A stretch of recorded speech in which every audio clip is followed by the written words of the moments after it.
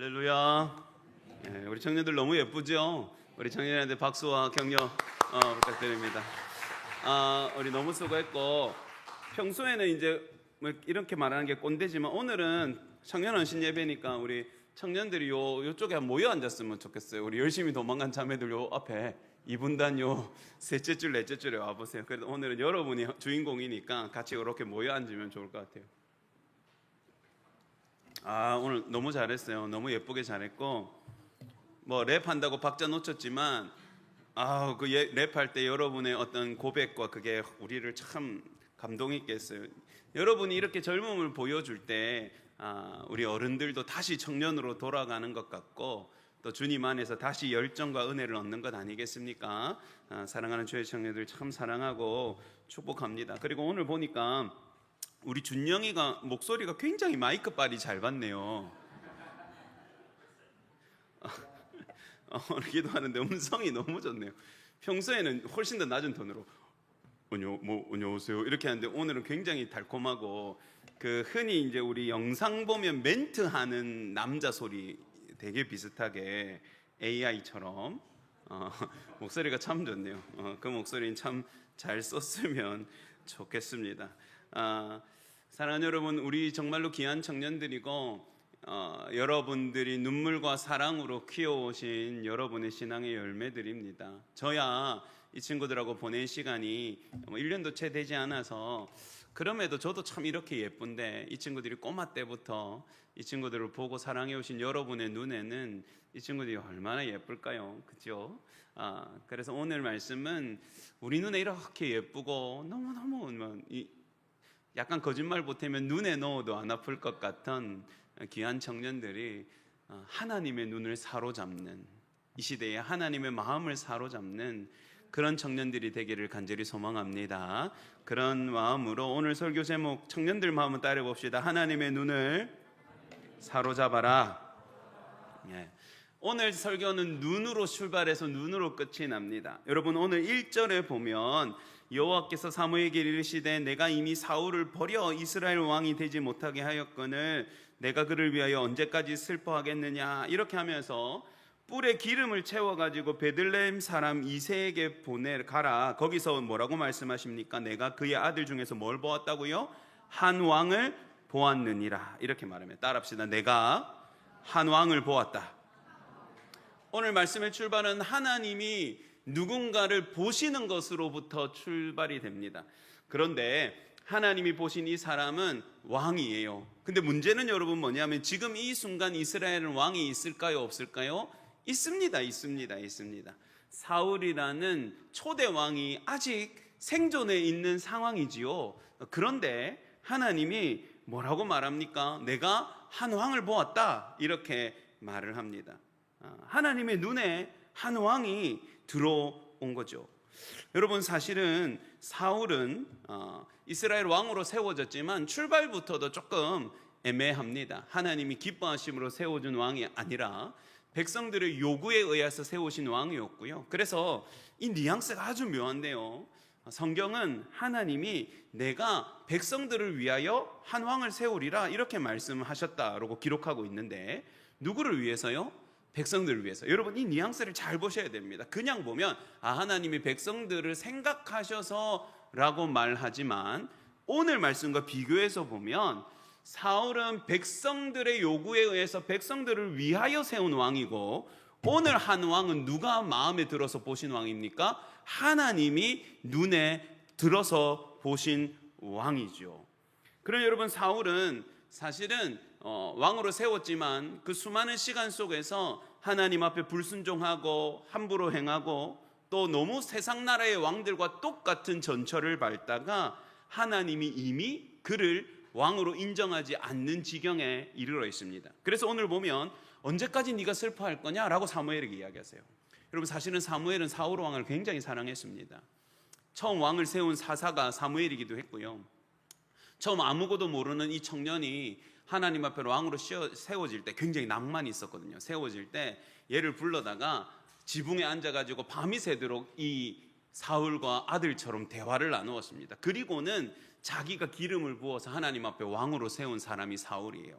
그러니까 사무엘은 사울이 잘못할 때마다 참 야단도 치고 속도 상했지만 이 사울 왕을 너무너무 좋아했습니다. 개인적으로 너무너무 아꼈습니다. 그런데 그가 하나님 앞에 결국은 왕으로서 제대로 세우지도 못하고 패하여지니까 얼마나 슬펐겠습니까? 그래서 이 사무엘이 사실은 식음을 전폐하고 울었어요. 근데 하나님 뭐라고 말합니까? 이제 울지 말라는 거예요. 울지 마라. 언제까지 울 거냐? 이제 왕을 세울 준비를 해라. 내가 한 왕을 보았다. 이렇게 말합니다. 그리고는 베들레헴이라는 동네에 가서 이세라는 집안에 가가지고 내가 점지한 왕이 있으니, 내가 탁 콕 찍어서 내 눈으로 탁 찍어 놓은 왕이 있으니까 그를 세우라고 이야기합니다. 그래서 이 사무엘이 깜짝 놀라죠. 하나님, 아니 그렇게 하면 왕이 버젓이 있는데, 물론 하나님이 그 왕을 인정하지 않으시고 곧 패하여지겠지만 제가 지금 가서 왕을 세우면 왕이 가만히 있겠습니까? 저를 죽이지 않겠습니까? 그러니까 뭐라고 말씀하셨냐니까 암소 한 마리를 끌고 가서 다른 말 하지 말고 이 베들레헴 성에 가서 내가 하나님 앞에 제사를 드리러 왔노라 이렇게 말을 하고 사람을 초대하라는 겁니다. 그러면 거기에 누구를 초대해야 될까요? 이세라는 아저씨와 그 아들들을 초대하라라고 이야기하고 있는 것이죠. 그래서 가가지고 하나님 앞에 정결함으로 제사를 드리겠다고 말하고 이세와 아들들을 불러다가 이 정결 예식을 통하여 준비를 시킵니다. 그런데 여러분, 이세라는 이분이 외모가 좀 괜찮았나 봐요. 외모가. 그 이세의 큰아들이 오는데 보니까 이 사무엘이 깜짝 놀라요. 하나님, 저 사람이 왕이군요 라고 생각할 만큼 외모가 탁월했던 것 같습니다. 6절에 보니까 그들이 오매 사무엘이 엘리압을 보고 마음에 이르기를 여호와의 기름 부으실 자가 과연 주의 앞에 있도다 이렇게 말해요. 딱 봐도 어떤 느낌입니까? 왕감이었나 봅니다. 왕감이었나 봅니다. 느낌에 탁 왔나 봐요. 그래서 탁이랄까 하나님이 너무너무 중요한 말씀을 또 하세요. 처음에 내가 한 왕을 보았다 이랬잖아요. 7절 한번 다 같이 읽어보죠. 청년들이랑 온 성도들이 같이 읽겠습니다. 시작. 사무엘에게 이르시되 그의 용모와 키를 보지 말라. 내가 이미 그를 버렸노라. 내가 보는 것은 사람과 같지 아니하니 사람은 외모를 보거니와 나 여호와는 중심을 보느니라 하시더라. 아멘. 자, 아주 중요한 점. 내가 한 왕을 보았다. 그리고 이야기가 흘러가서 하나님, 과연 저 사람이 하나님이 세우실 왕이군요. 딱 그래 보입니다. 그런데 하나님 뭐라고 말합니까? 아니, 내가 이미 그를 버렸노라. 이렇게 이야기를 합니다. 여러분, 이 뉘앙스가 아주 묘합니다. 그를 버렸노라라는 이 말은 1절에 다시 가볼까요? 1절에 보면 내가 이미 사울을 버려라고 말씀하고 있는 거 보이십니까? 똑같은 문장과 똑같은 구조로 되어 있는 원문입니다. 그러니까 이게 무슨 말입니까? 지금 사울을 보는 관점도 그렇고 이 엘리압이라는 사람을 보는 관점이 있는데 이 관점은 이미 하나님이 버리신 관점이에요. 그리고 하나님은 뭐라고 말합니까? 그의 용모와 키를 보지 마라. 내가 보는 것은 사람 같지 않다. 사람은 겉모습을 보지만 나는 뭘 본다고요? 중심을 본다. 이게 이제 중심을 본다라고 의역을 했는데, 왜냐하면 앞에가 겉이라고 표현되어 있기 때문에 중심이라고 했는데요, 원문을 직역하면 다르다라는 말이 더 많습니다. 그러니까 무슨 말이냐면 하나님, 와 보니까 너무너무 왕 같아 보이는데 저 사람입니까? 그러니까 아니, 나는 그런 것들은 버렸어. 그러면서 뭐랍니까? 너희는 모양을 보고 겉을 보지만 나는 다르게 본다. 이 말을 하는 겁니다. 자, 사랑하는 청년들, 저를 보십시오. 여기에 중요한 포인트가 있습니다. 하나님은 다르게 보신대요. 여러분, 사울도 어떤 사람이었냐면 겉모습이 끝내주는 사람이었습니다. 처음에 사울이 등장할 때 성경이 뭐라고 기억하고 있냐면, 여러분 어느 정도였냐면, 우리 성원이도 헌칠하지만 성원이보다 훨씬 더 헌칠했나 봐요. 뭐라고 말할 정도냐면 모든 백성 중에 가장 준수하고 모든 백성보다 머리가 하나 더 크다, 이렇게 이야기를 했습니다. 그러니까 여러분, 인물로 또 키 헌칠함으로 이 이스라엘 전체 남자 중에 1등이 사울이었습니다. 그러니까 누가 봐도 왕감으로 보이는 사람. 외모나 그가 가지고 있는 어떤 저력이나 비록 작은 지파였지만 소통도 가능한 사람이었고, 나중에는 용기백백해서 적들을 부딪힐 만큼 용사적인 측면도 있었고, 누가 보아도 괜찮은 왕인 것 같은 모습을 갖춘 사람이 사울이었습니다. 근데 그는 하나님이 버렸죠.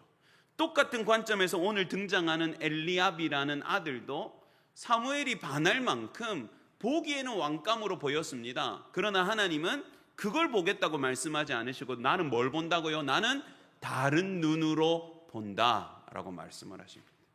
그리고 오늘은 다른 눈으로 본 왕을 선택하시는데 그가 누굽니까? 다윗입니다. 사랑하는 여러분, 특히 청년들과 우리 성도님들, 이 땅을 살아가면 우리는 세상의 많은 눈과 기준에 의해서 평가를 받습니다. 우리 청년들은 사실은 아주 준수한 편입니다. 우리가 숫자가 작을 뿐이지 어디 내놔도 뒤처지지 않는 친구들이에요. 아주 괜찮습니다. 제가 지내보니까 성품도 그렇고요, 또 신앙도 자기들이 아직 잘 모를 뿐 그래도 아름다운 교회에서 열심히 잘 자라서 참 예쁜 신앙을 가지고 있고요. 제가 어디 가서 자랑해도 제가 당당하게 자랑할 수 있을 만큼 너무 귀하고 사랑스러운 친구들입니다. 그런데 여러분, 세상의 눈은 다른 걸 봅니다. 세상은 이 친구들이 가지고 있는, 저와 여러분이 가지고 있는 여러 가지 직업들, 대학생들도 있으니까 학교, 학벌, 성적, 재산, 타고 다니는 차. 제가 얼마 전에 저희 어르신이 타던 차를 바꿔오고 제 차를 이제 버렸습니다. 이제 어르신이 나이가 많으셔서 운전을 안 하신다고 하길래 오래된 차지만 제 차보다 훨씬 멀쩡해서 가지고 왔어요. 근데 여러분, 제 차를 바꾸고 나니까 그것도 한 10년이 훨씬 넘은 차인데도 불구하고 저희 아이들이 너무 행복해하는 겁니다. 왜 그랬을까요? 그 앞에 차가 너무 부끄러웠답니다. 구멍도 나 있고 찌그러져도 있으니까 저는 안에서 운전하니까 잘 몰랐는데요. 그러니까 어느 학교에 데리러 간다고 데리러 오지 마라 하더라고요. 학원에 아빠가 데리러 갈까? 그러니까 아니. 그리고 심지어는 여러분, 학원 앞이 아니라 조금 떨어진 데서 만나자고요. 처음에는 그게 저를 배려하는 거라고 생각했는데 그게 아니라 아빠 차가 구멍도 나 있고 찢어져 있고 이러니까 그게 부끄러웠나 봐요. 여러분, 세상은 보는 게 중요하죠. 어떤 차를 타냐, 어떤 자격을 가지고 있는가, 어떤 직업을 가지는가, 어느 대학을 나왔나, 성적은 얼마나 되나, 배경은 어떻게 되나, 부모님은 뭐 하나. 여러분, 이런 것들이 어쩌면 이 친구들이 세상을 살아감에 있어서는 수많은 잣대가 되고 기준이 될 겁니다. 굉장히 자존심 상하지만 여러분, 세상은 마치 돼지고기나 소고기의 등급을 먹이는 것처럼 너무너무 귀하고 소중한 이 친구들의 인생과 삶을 미리 규정지어서 이 친구들은 어느 정도 잘 살 사람, 이 친구들은 어느 정도 성공할 사람, 이렇게 라벨을 그어놓고 이 친구들의 등급을 매길지도 모릅니다. 여러분, 저와 여러분도 마찬가지죠. 사실은 여러분, 그 전에 차를 타고 제가 다른 교회 강사로 가면 강사 자리에 못 되게 하는 경험을 몇 번 했었습니다. 제가 그냥 강사라고 따로 이렇게 주차 자리 마련해놓다 해서 이렇게 보통 그런 데 보면 이렇게 주차석 이렇게 해놨거든요. 그래서 차를 자연스럽게 놓으려고 하면 이 주차하시는 분이 멈추세요. 여기 안 됩니다. 여기 강사 목사님 자리입니다. 제가 강사인데요. 와와와와와 서로 아주 묘한 정적에 이렇게 민망해하면서 거기 차를 대죠. 누가 보아도 강사 목사님의 차처럼 보이지 않기 때문이죠. 여러분, 그런데 하나님도 그렇게 보십니까? 이게 중요한 겁니다. 하나님은 다르게 보신다는 게 중요한 거예요. 사랑하는 주의 청년들, 여러분이 세상의 시선에도 당연히 시선을 신경 쓰고 살 수밖에 없지만 그럼에도 여러분을 다르게 보시는 하나님의 눈을 신경 쓰고 사는 믿음이 있기를 주의 이름으로 축복합니다. 여러분, 하나님은 누가 보아도 괜찮아 보는 사울을 버리셨어요. 누가 보아도 합당해 보는 엘리압을 버리셨습니다. 그가 아니라 하나님의 눈은 다른 것을 보아서 지금은 다윗이라는 한 소년을 선택하여 왕으로 세우고 계십니다. 그러면 뭐가 다를까요? 사울은 소위 말하는 자격을 갖춘 사람이었습니다. 누가 봐도 괜찮아 보이고 누가 봐도 든든한 사람이었습니다. 그리고 아버지 기드는 그래도 꽤 지파에서 힘을 쓰는 사람이었고 용사라고 불리는 집안의 사람이었습니다. 쉽게 말하면 백그라운드도 있고 외모도 있고 실력도 있고 출중한 사람이었단 말입니다. 그러나 그런 조건들은 하나님의 마음을 충족시킬 수가 없었습니다. 여러분, 오늘 다윗은 심지어 이 기환자에 초청받지도 못한 막내였습니다. 어려서 그럴 수도 있지만 이 아이는 아직은 집안에서조차도 두각을 나타내는 믿음직한 아들은 아니었다는 말입니다. 그는 지금 들에서 양을 지키고 있어요. 여러분, 양을 지키는 일은 이때 당시에 아주 허드렛 일 가운데 하나에 속합니다. 그래서 여러분, 나중에 돈을 주고 양치기를 치는 문화가 예수님 때도 있었잖아요. 이런 사람들을 다 뭐냐 하면 그냥 동네에 노는 비료 한량들입니다. 껄렁거리고 할 것 없는 것들이 양치는 거예요. 돈 좀 받아가면서. 그리고 주인의 양 몰래 빼돌리기도 하고 죽었습니다 하고 고기 팔아먹고 먹기도 하고. 여러분, 그러니까 이 기대받지 못하는 아들이 다윗이에요. 그런데 여러분, 무엇을 보고 하나님은 그를 택하셨을까요? 무엇이 하나님의 눈동자를 사로잡았을까요? 여러분, 이때 당시에 다윗의 행적이 드러나 있는 성경의 구절은 나중에 등장하는 딱 하나밖에 없습니다. 사울 왕에게서 하나님의 영이 떠나니까, 하나님이 선택하시지 않으시니까 그가 악신이 들어서 괴로워하고 정신적인 창난과 여러 가지 일을 겪는데, 그때 그를 돕기 위하여 수금을 연주하는 자를 수배합니다. 그때 이 왕 옆에 있는 신하 한 사람이 다윗을 추천을 해요. 다윗을 추천하는데 그 추천하는 내용이 이렇습니다. 내가 잘 아는 수금 잘 타는 청년이 하나 있는데 그 친구가 들에서 하나님을 찬양할 때에 하나님의 영이 임함을 내가 본지라, 이렇게 말을 해요. 그러니까 여러분, 얘는 들에서 뭐 하고 있는 거예요? 양치면서 하나님을 찬양하고 개인적으로 하나님을 예배하고, 심지어는 그 가운데 하나님의 영의 임재가 드러났다고 사람들이 말할 만큼 광야 한가운데서 양들 속에서 하나님과 교통하고 하나님을 만나고 하나님을 사랑하는 강력한 예배자였던 거죠. 그러니 여러분, 사울은 이 형들의 눈을 보고 있는데 하나님의 눈은 계속 지금도 양들 틈에 있지만 매일 하나님의 마음과 눈을 사로잡았던 다윗에게 꽂혀 있었던 거예요. 그러니까 얘 아니라는 거예요. 얘도 아니라는 거예요. 끝까지 아니라는 겁니다. 그러니까 사무엘은 뭐라고 말합니까? 아들, 이게 다야? 아들 더 없어? 다 아니라 하시는데, 막내가 있는데요, 걔는 지금 뭐 그냥 양 지키고 있는데요, 걔 데리고 와. 걔 오기 전에 우리 아무것도 안 먹을 거야. 근데 와서 보니까 뭐라고요? 얼굴이 붉고 눈이 빼어나고 아름답다. 여러분, 이게 칭찬처럼 들리지만, 예뻤단 말이지만 이건 동시에 왕감은 아니란 말이기도 합니다.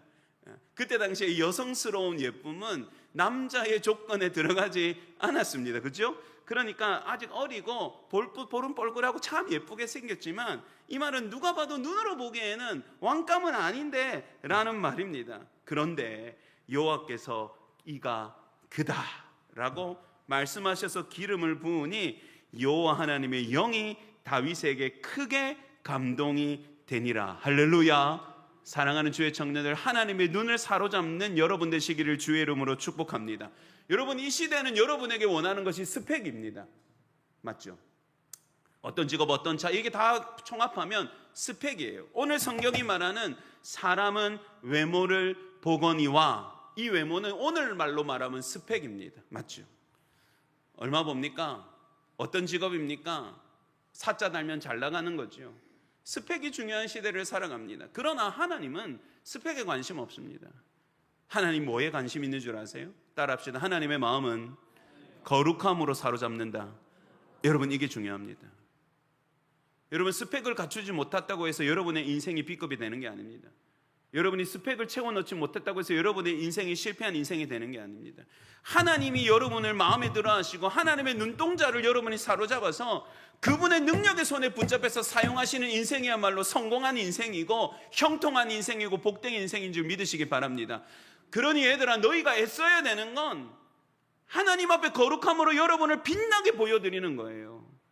일도 열심히 해야죠. 공부도 열심히 해야죠. 최선을 다해야죠. 하나님의 아들, 딸들이니까 부끄럽지 않아야죠.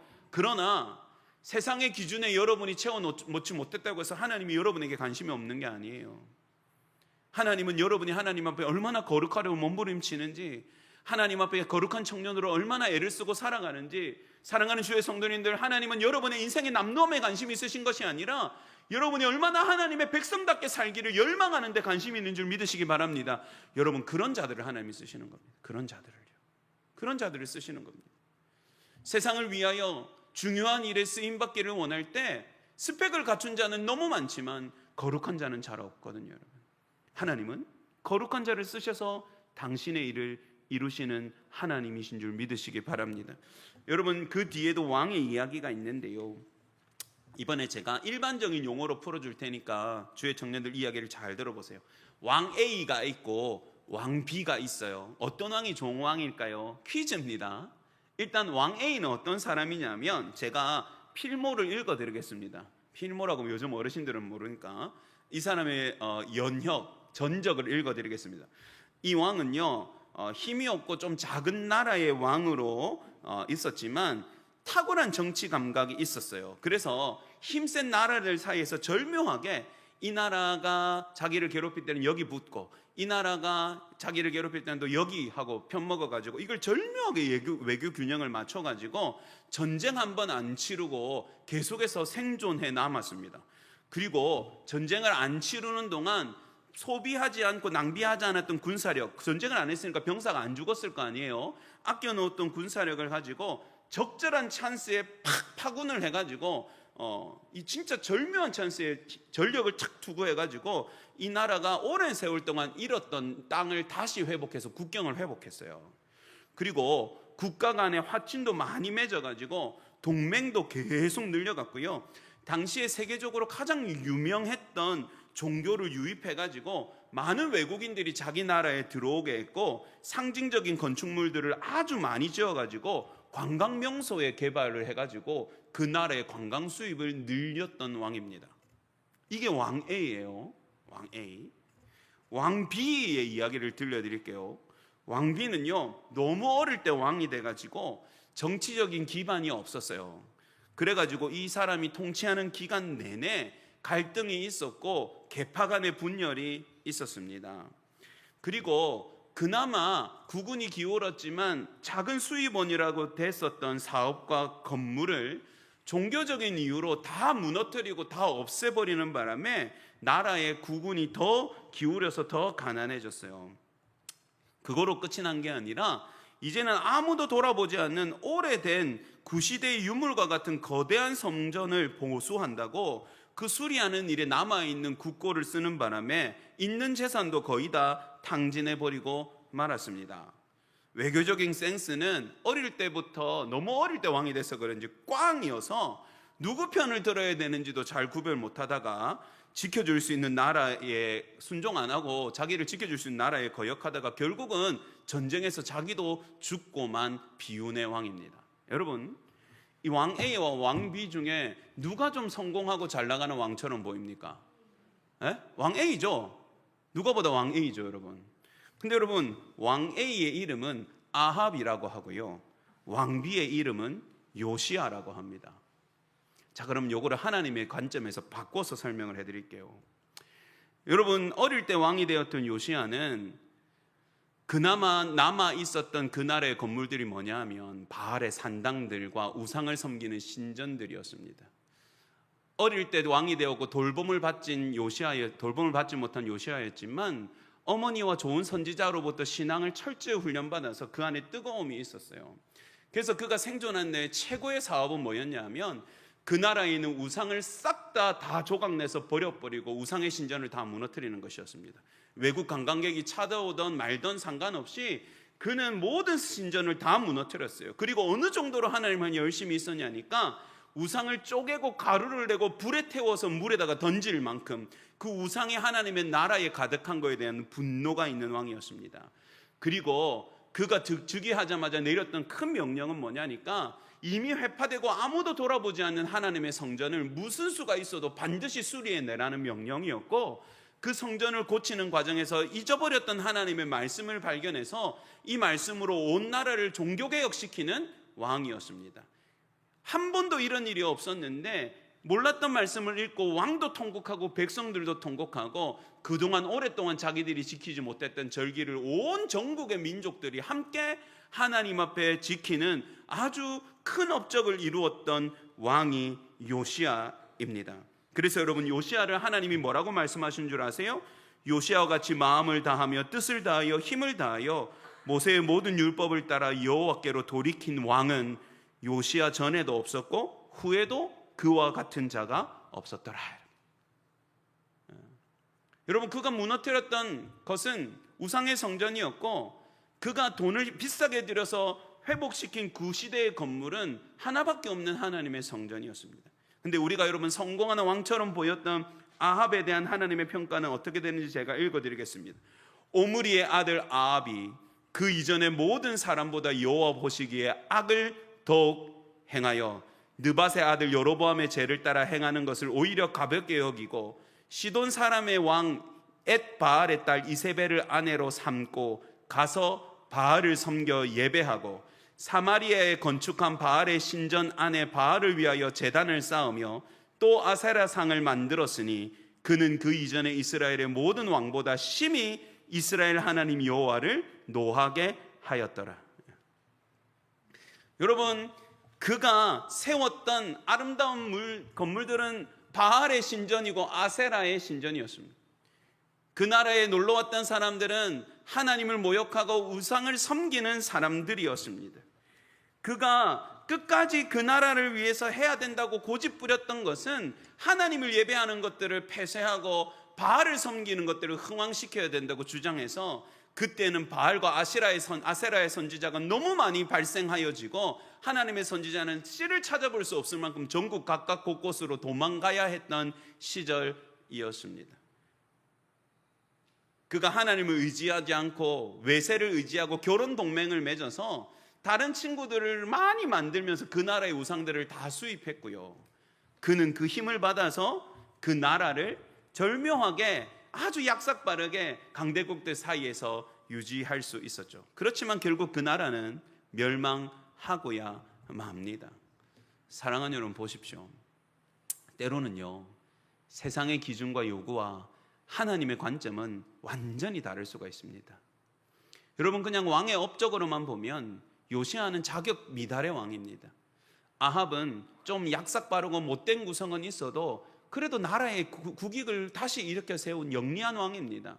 그러나 하나님은 아합은 하나님 보시기에 너무 악했다고 말하고 요시야는 이전에도 이후에도 그렇게 하나님의 마음에 합당한 왕이 없었다고 말합니다. 이 기준은 뭐게요, 여러분? 거룩입니다. 세상은 여러분에게 세상의 기준을 맞추어서 살아가야 된다고 요구할 겁니다.